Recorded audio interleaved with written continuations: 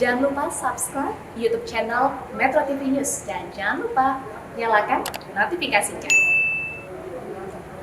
Pemirsa, apakah kebijakan pelonggaran aturan memakai masker sudah tepat? Untuk membahasnya, kami sudah terhubung dengan Ibu Erlina Burhan, juru bicara Satgas COVID-19 PBID, dan Bapak Abraham Wirotomo, tenaga ahli utama kantor staf Presiden. Selamat malam, Bu Erlina dan juga Pak Abraham.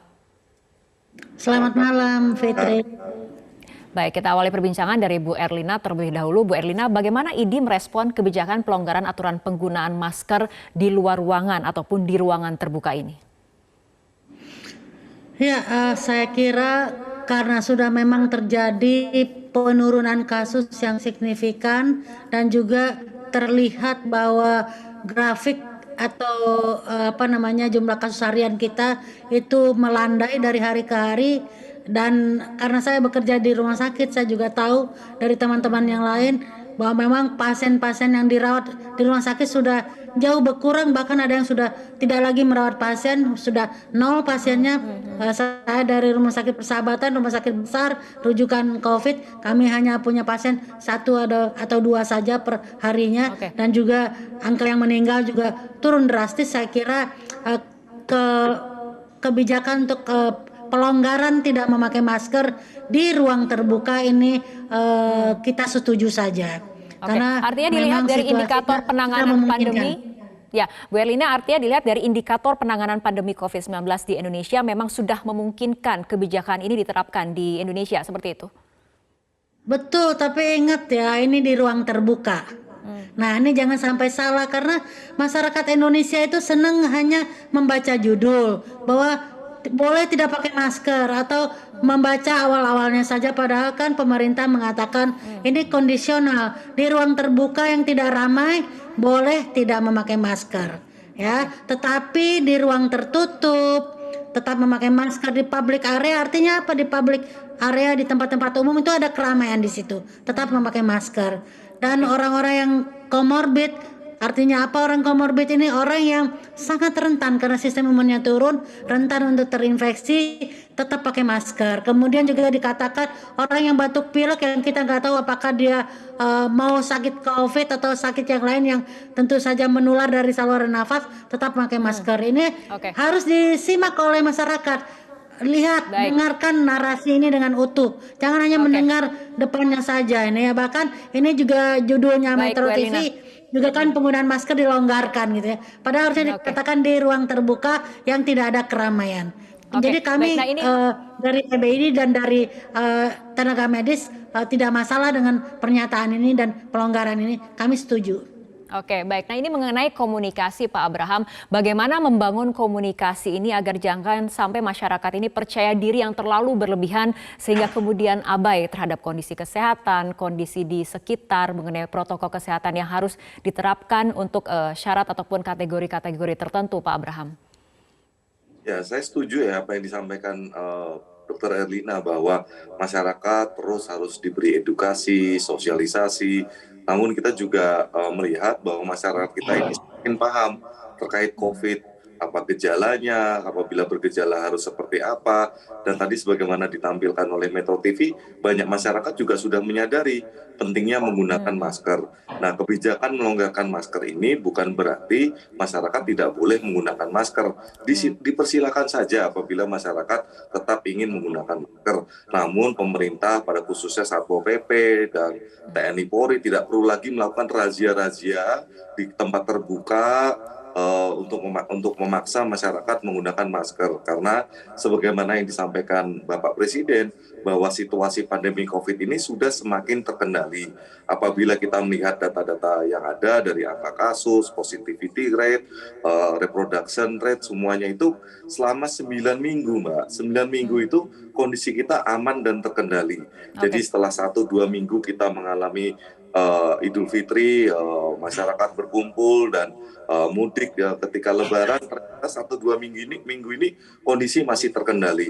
Tentu dalam waktu 1-2 minggu ke depan, apabila kondisinya tetap terkendali, maka pelonggaran-pelonggaran berikutnya akan dilakukan, karena semua itu adalah bagian dari skema pemerintah memasuki masa endemi, karena bagaimanapun juga kita ingin Ya, oke. Pak Abraham, di beberapa negara lain memang sudah banyak pula yang menerapkan pelonggaran masker terutama di ruang terbuka, tapi kita lihat bagaimana catatan di negara-negara tersebut mengenai vaksinasi dosis ketiga yang juga cukup tinggi.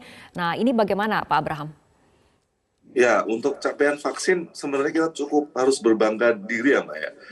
Total jumlah yang sudah divaksin kerja keras dari Dr. Elina dan teman-teman tenaga kesehatan, TNI Polri, itu sudah 408 juta dosis yang disuntikan oleh kepada masyarakat, dan itu bukan angka yang kecil.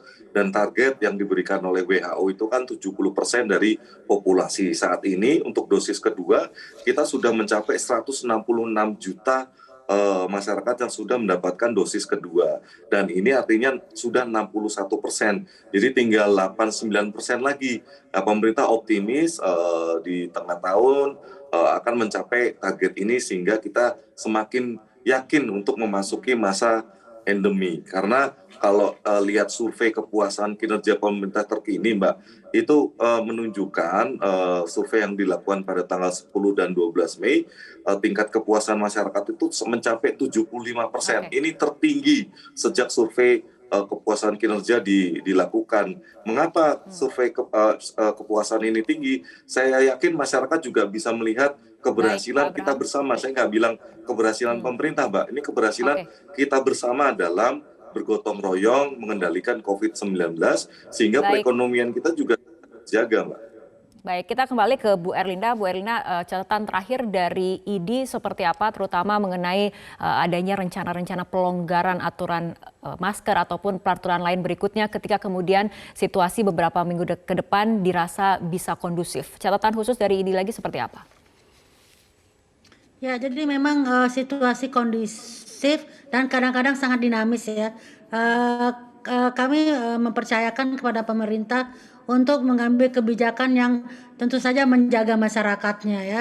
Jadi tetap mencapai peningkatan vaksinasi yang kedua itu sampai di atas 70% sehingga kita menjadi lebih aman, dan juga narasi-narasi yang positif juga harus disampaikan di sini. Dan satu hal yang ingin saya sampaikan bahwa kesehatan itu adalah tanggung jawab masing-masing kita sebetulnya.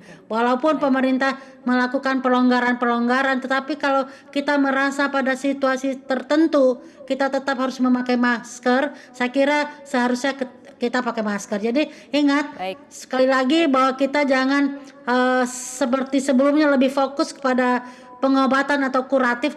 Kita sekarang harus juga shifting, berubah ke pencegahan atau preventif, dan memakai masker adalah salah satu pencegahan dan juga vaksinasi dan perilaku hidup bersih dan sehat. Memakai masker, cuci tangan adalah perilaku hidup bersih dan sehat, saya kira. Dan ini bukan saja untuk pencegahan COVID, tapi juga beberapa penyakit menular.